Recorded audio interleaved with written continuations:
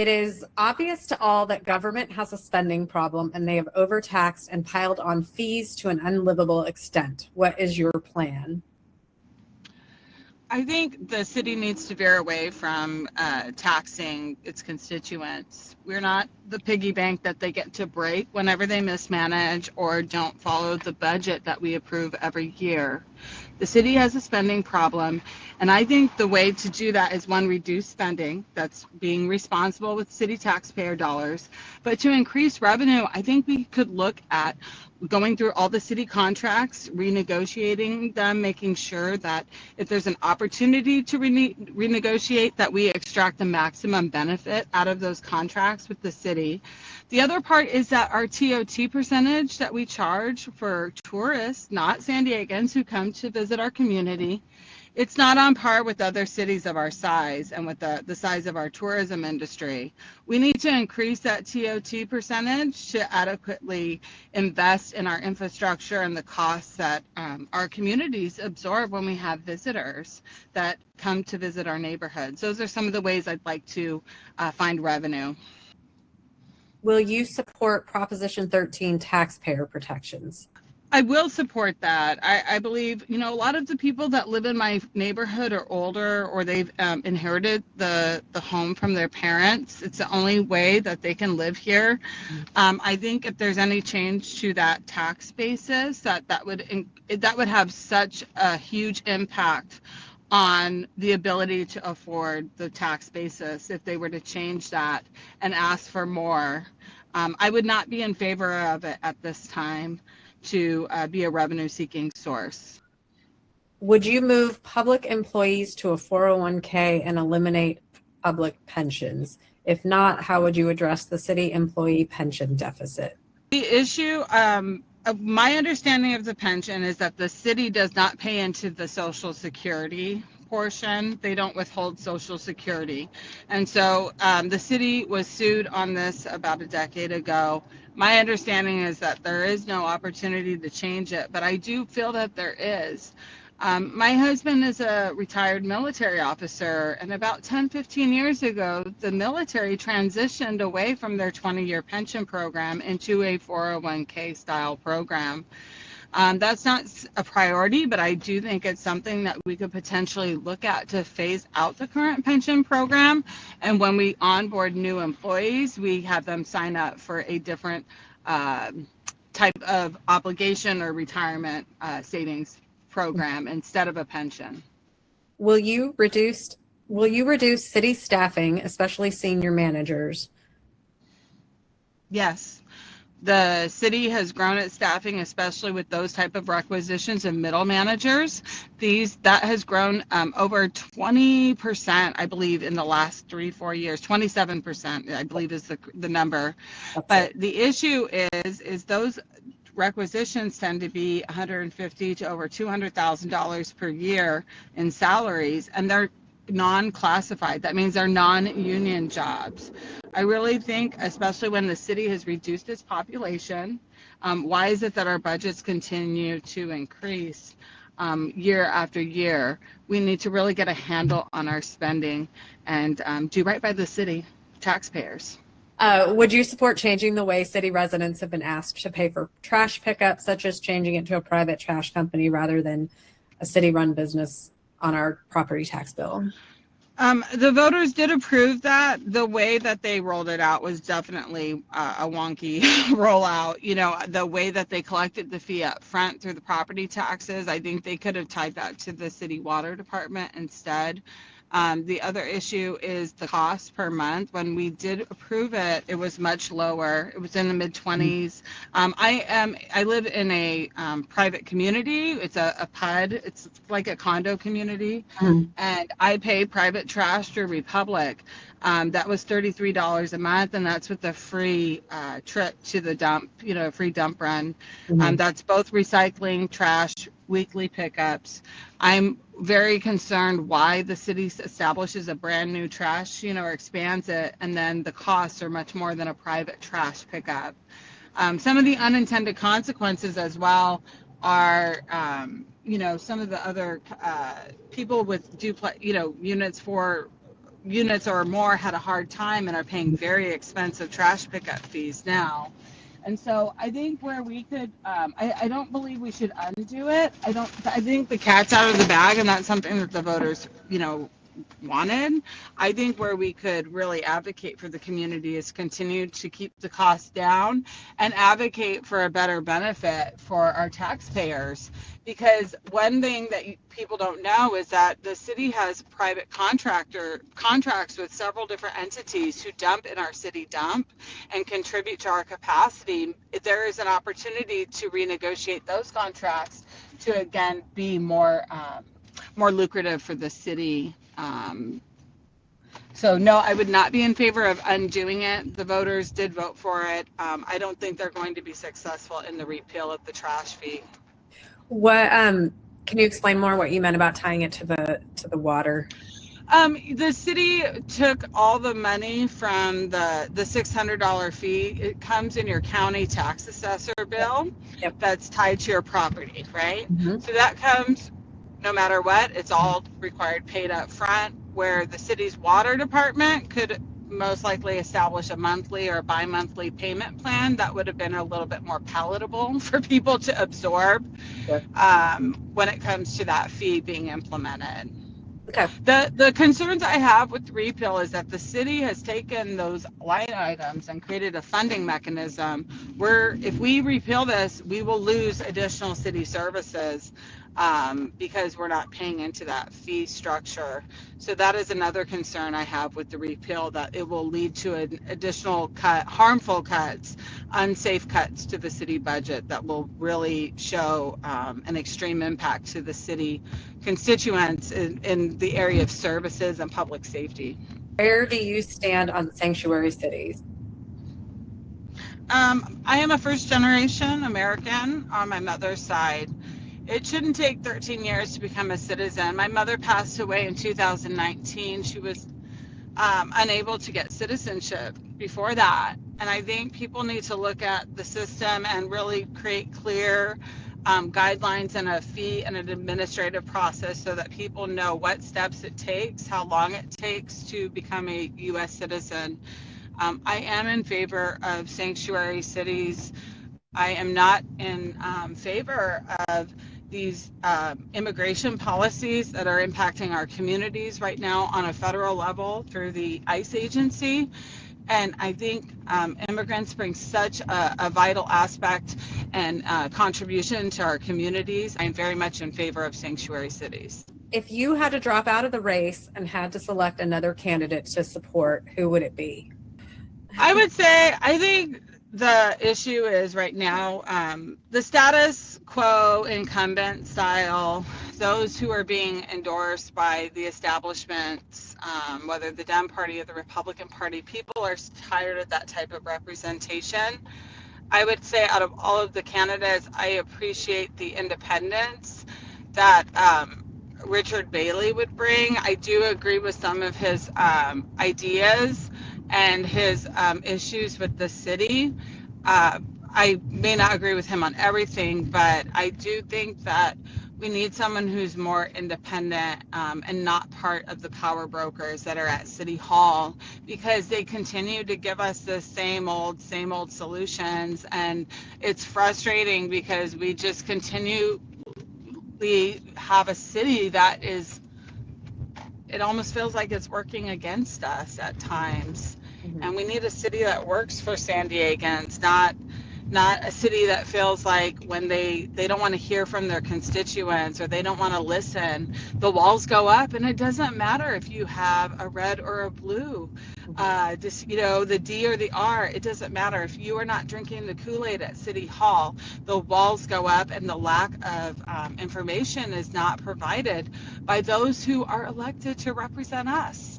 And so we need change at City Hall, and we need people who are more willing to talk back and speak out and ask questions more than ever, not people who are just going to be rubber stamps, who are going to just go along to get along because they're being told what to do and say by their party or their whoever they've been endorsed by, their labor unions. Mm-hmm. What is your view on affordable housing that's not really affordable and and ADUs everywhere without infrastructure planning. You said it right there. They're building housing that's not affordable. I am the first vice chair of the planning board in Point Loma. That's a lot of my frustration. The city thinks that they're going to build their way out of this housing affordability crisis. They've been trying to do this for decades. Neighborhoods like Clairemont and Mira Mesa were created and offered up as the solution for affordable housing decades ago. The city doesn't have policy when it comes to the growth in our neighborhoods. People are really frustrated by the growth that they see. They see these really large, big box apartments showing up, taking away from the community. They don't see the investment into the infrastructure or into the traffic issues. They also don't see the community benefit. They also see with the ADUs, the risk, that has been created by developers who are not good actors.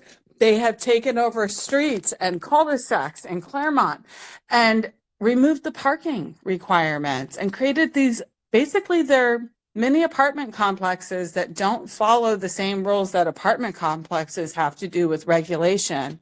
Mm-hmm. And then the parking that's carrying over into the street, coupled with the lack of infrastructure, is concerning because we're a coastal community, right? Clairemont, a lot of the way we're going to get out of our community in the event of an evacuation, I don't see that happening because they have not invested into the community.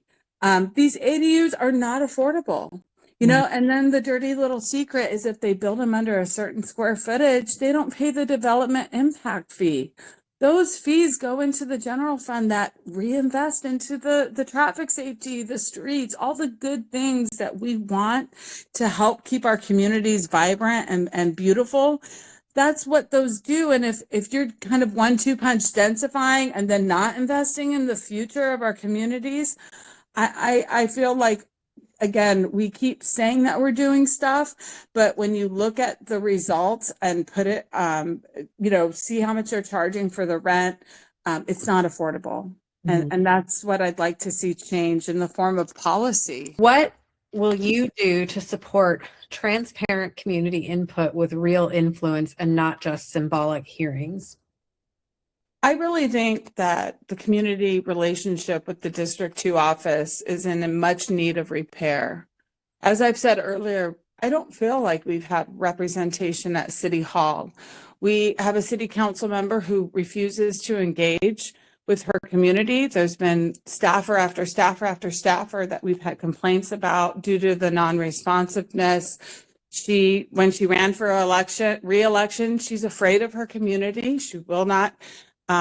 She does not represent them, I feel. She represents short-term vacation rental industry, and she represents developers that want to destroy our neighborhoods and not invest into them. We need to engage our neighborhoods because they are who we want to ask of for their votes to represent them at City Hall. And so that's who we should be loyal to, the community. Mm-hmm. And that's what makes me different from all the others. I come up from the community. I see day in and day out the neighbors who are frustrated by the city, by the city's lack of traffic safety mitigations, the lack of road repair, the lack of the basic function of calling back a constituent. That's the whole role of being a city council person, being there for your neighborhood, representing your neighborhood. And the way I'm going to do that is by having community town halls. Heck, we're going to have bitch fests. I'm not afraid of passion or from complaints. That's where you're going to find policy. And that's where you're going to find dialogue and compromise and ideas. We have an opportunity to bring everyone in the community back to City Hall, not just those who agree with us or those who have donated to us or those who are going to monetize in some way. we need to be present and leaning into the community. So that's my commitment. I'll be having town halls to hear the good, the bad, the ugly of what's going on in the district. Mhm. And I will direct my staff to, in respectful and speedy ways, attempt to provide world-class customer service to the residents of D2 in San Diego, and know that they have a champion, a fighter on their side that's going to go down the rabbit hole with them. That's the type of leadership I'm going to bring. And if I'm going to be bringing any policy or any reform to the city, I'm going to be polling my community, reaching out to them, asking them for their feedback. That's how I'm going to be crafting my policy. Campaigns require money and large donors want some sort of quid pro quo. How are you handling this? It's probably the issue with the biggest impact on how the city is currently run, with they kind of mentioned developers, unions, and special interests. Yeah, I haven't received any support from any of those organizations, the labor unions. Again, I think sometimes people get propped up because of the promises and the deals that they make on the backs of their community, not necessarily because they're the best candidate. I think that, again, we need someone who is going to be there for the neighborhood. I've received a majority of my donations from people that live here in the community, or they live here in San Diego. I technically am my largest donor. I've given over $20,000 as a loan. That's how you classify it. You can, as a person, you can give, I think it's up to $100,000 of your own. But the reason I'm doing that is because I'm a grassroots candidate and I put my own skin in the game. I have received additional fundraising, but it's expensive. It's so expensive. I have to pay for our staff. I'm paying for marketing materials. We host, there's administrative costs, paying for a treasurer, but a majority of this goes into the work in getting into the neighborhoods, engaging with the community. That's where the community could really show up, is in donations, even if it's a small $20 donation or $50. Those little pieces, a little bit goes a long way if you have community support. I'm going up against a lot of people who are well-funded and who are supported by PACs and or have their own war chest. I'm proud to say that a majority of my donations come from people here that are residents that live here who are frustrated by what's going on at City Hall, and that's why they're investing in me. They want someone who's has a track record of service and a track record of showing up for the neighborhood. Will you scale back or cancel Pure Water Phase 2? And no, I will not. We need to keep our city sustainable when it comes to diversifying our water sources. Right now, the Colorado River, it is drying up. We do have a portion of our stake there, but the city does have to diversify its water sources to continue to keep pace with the impact that cost of water and the challenges of having enough water will have to our region. We have a desalinization plant. The pure water will again be a vital investment to keep us resilient when it comes to having enough water for our communities. Why are we still subsidizing the San Diego Zoo with our property taxes? Would you support removing that tax, as the zoo is very profitable and no longer needs support? I would be open to that. Yeah, I think there's some opportunity. City land has been gifted or leased over to entities like the zoo or SeaWorld. We don't get a lot of benefit from that as the taxpayer. We don't.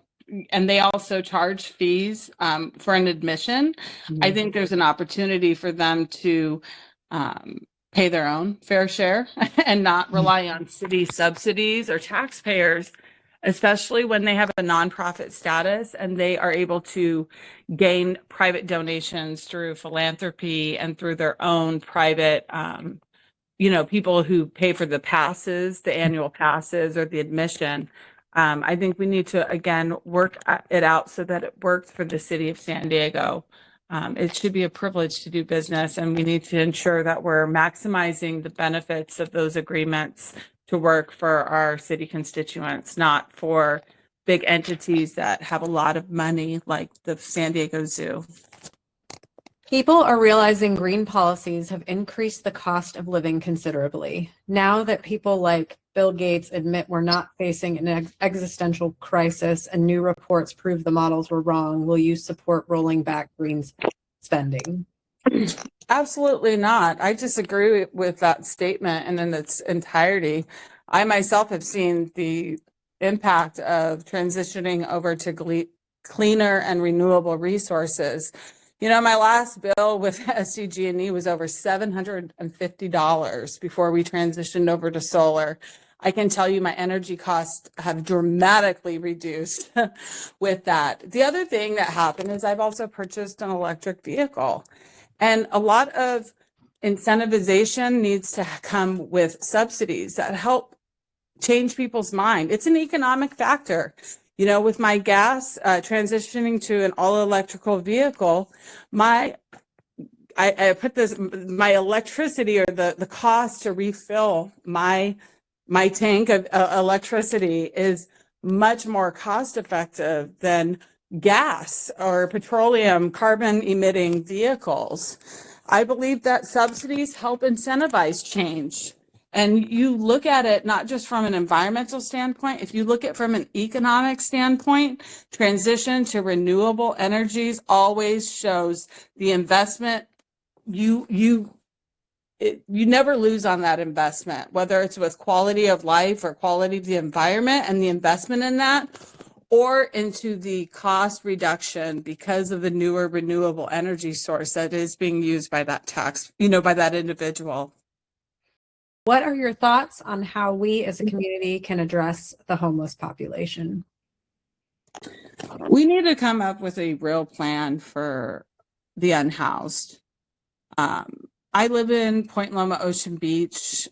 We saw during the pandemic that the city, received hotel vouchers. They had rounded up a majority of the unhoused at that time into the city's convention center. And they transitioned them out of that was into the hotel voucher program. And so a few years ago, when that COVID money dried up for the hotel voucher program, the communities began to see this explosion of people that had been hidden away in hotel rooms with a temporary benefit that ended, and then, cause and effect. It carried out into the communities. We have a humanitarian crisis happening. Everyone is becoming homeless, and it's not the people you think it is. It's elderly people who are on fixed incomes. I come up from a family of five. My family had to make do with, having 5 children. I'm always been impressed by the way my mother was able to stretch a dollar. But my own oldest brother, he experienced homelessness for a period of time. And a lot of challenges with the unhoused is we have this one size fits all approach, and we keep doing the same things that we're doing, throwing money at a problem. But then when we look at the results on the back end, we don't see the results that our communities want or have invested in when we partner with some of these nonprofits. I believe where we need to look at addressing homelessness, one of the ways I'm showing up is in Pacific Beach. There's a place called Compass Station. It's run by Shoreline Community Services. I'm bringing a homeless station to Ocean Beach. It's going to be called the Anchor Station. It's going to be run by Love Thy Neighborhood, which I'm a part of. And several of the churches in OB and Point Loma are investing money, volunteers, or resources, and we're all going to lift this up here in the next month. We're currently looking for a coordinator. These are stations that provide resources to meet people where they're at. For example, coffee, washing their clothes, getting access to a computer and a printer to print off, to get an ID, get their benefits, have a space to privately meet with a path coordinator. We are going to provide them with customer service and find resources for them to meet them where they're at. The other thing is we need safe shelters.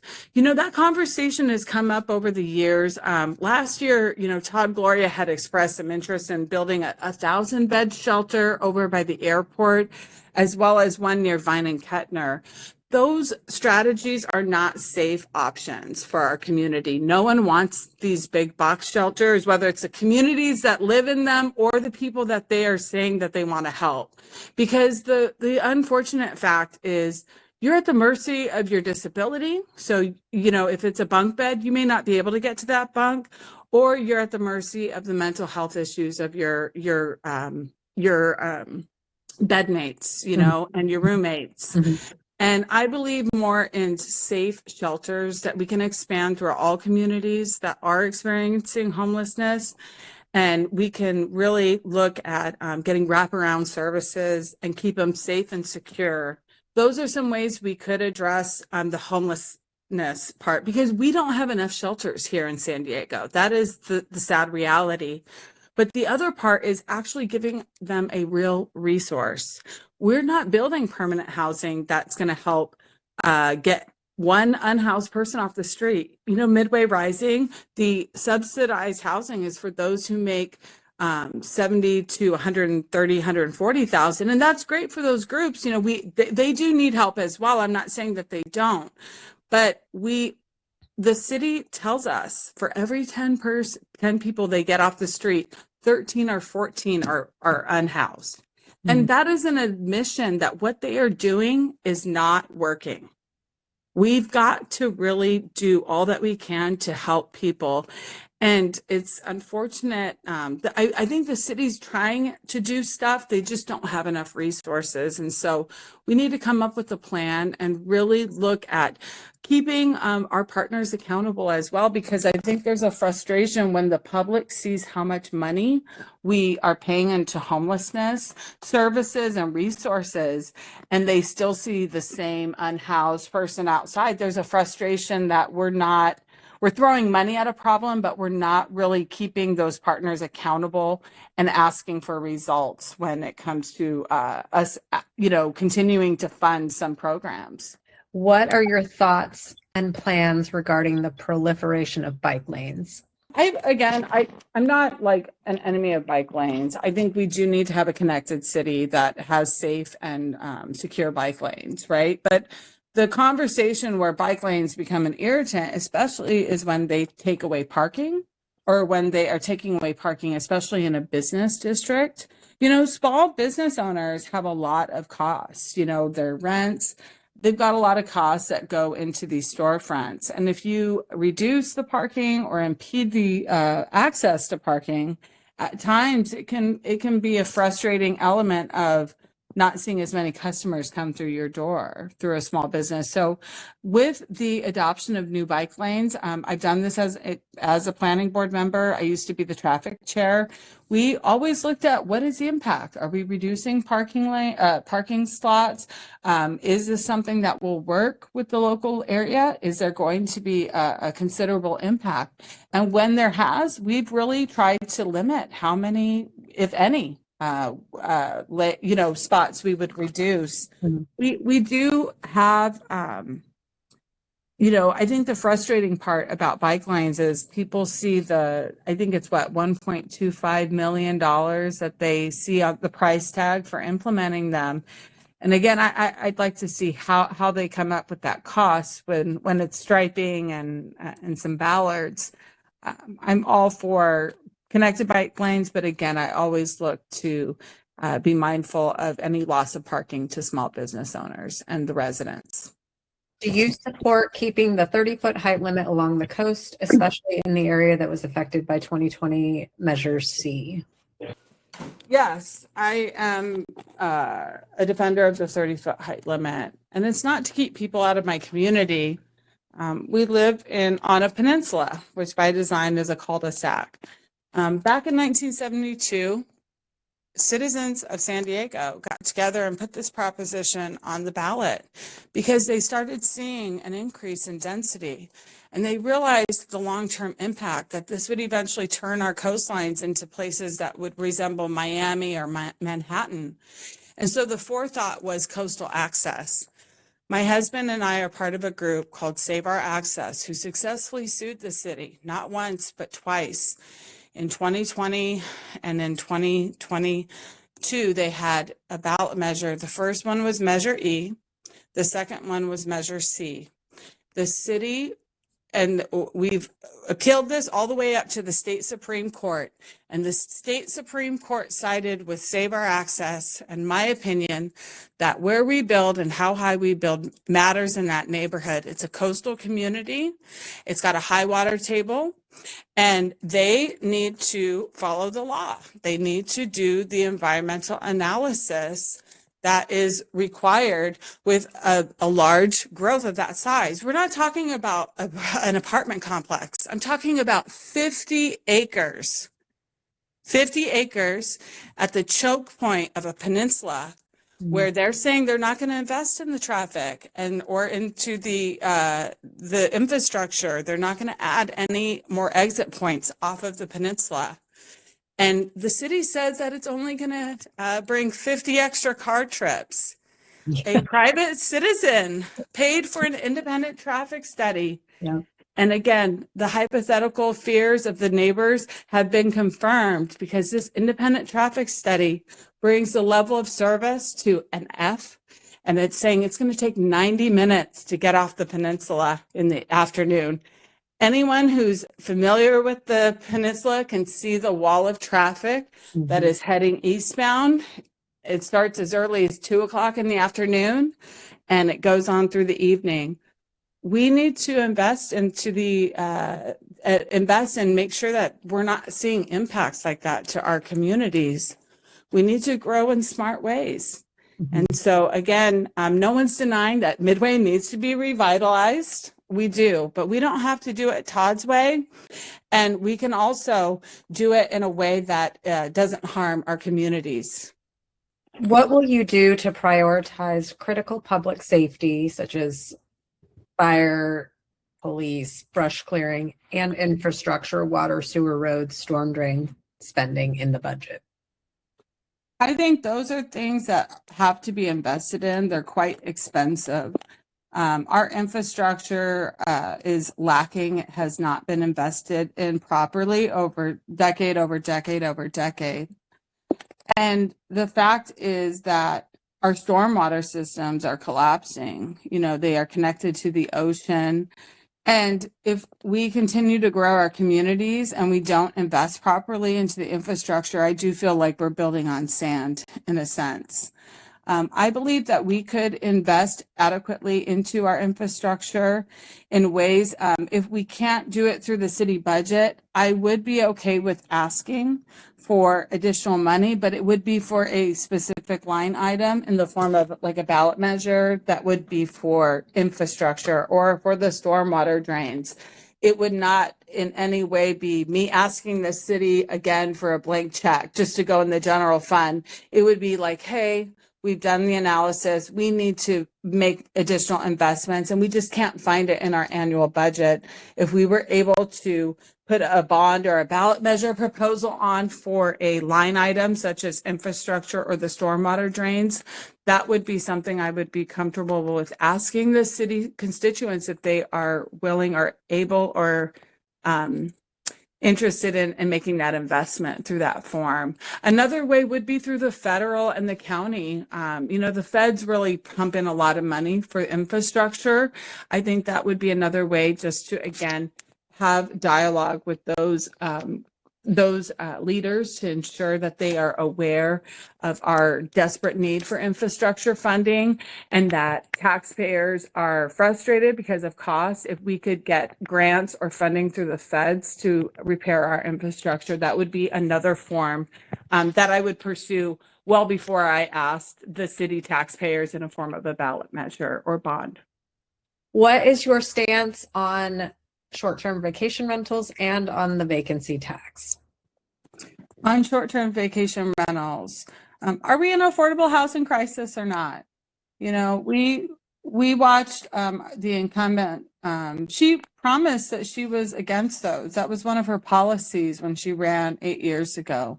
We saw that she opened the door to that industry, And there's studies that show a direct link to the cost increases to housing, the lack of inventory, the direct pipeline into homelessness. I believe that the city missed an opportunity to tax those platforms. I believe that we need to bring the ordinance back before city council and have it fortified to have more teeth in it to when it comes to enforcement. We haven't adequately funded the enforcement of these platforms. I'd like to see a reduction of whole home STBR license or the complete removal. I would be open as well to a limit of a 7-day minimum reservation required. These are just some ways that we could bring more balance. But ultimately, we need to fund enforcement and change the fine structure as well, because we have corporations who own these, you know, they're investment properties, and they don't blink twice at $1,000 fine. You know, we need to look at the fine structure and increase it so that if we do have bad actors, that we really deter bad practices from people who utilize those platforms. I've always been against STBRs, and I very much will champion for more reform to better serve our communities. And then to the vacancy tax, I'm not in favor of that. You know, we're talking about affordability on every level. It's not even about housing anymore. It's about the cost of groceries. It's the cost of your utilities, gas, you name it. Everything has gone up. But you know what hasn't gone up?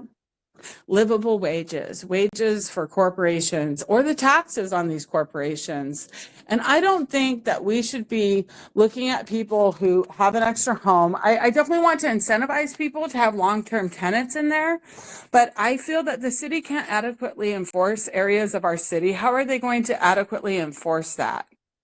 I don't believe that they are, and I also question the legality of it. I don't believe that is going to be, I believe that's something that will be challenged, and unfortunately the city may lose on that. I think we could look to other ways to fund our government and not look to single family homeowners or people who have worked hard to own property. I'm a big defender of property rights in a way, so I just don't see that being a real solution for San Diego. And then on top of it, the fact that they don't put it for any line item. Where does it go? It's just another blank check back into the general fund. Trust us, we'll use your money, you know, in smart ways. The city needs, they're so disconnected, they don't realize that they have lost the trust of our neighborhoods. They have lost the trust, and they need to do better when it comes to finding or spending our money. Mm-hmm.